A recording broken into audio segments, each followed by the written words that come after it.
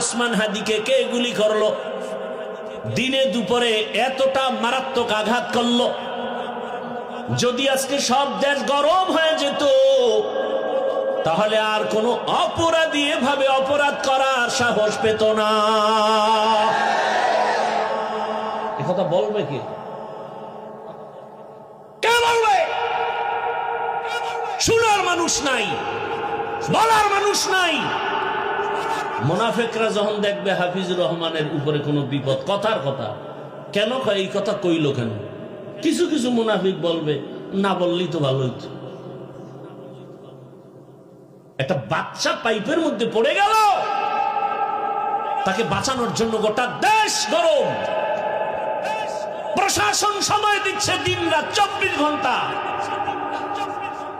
আর দিনে দুপুরে গুলি মারবে। আর যদি বলে এটা একটা বিচ্ছিন্ন ঘটনা, কতটা কষ্ট লাগার বিষয়।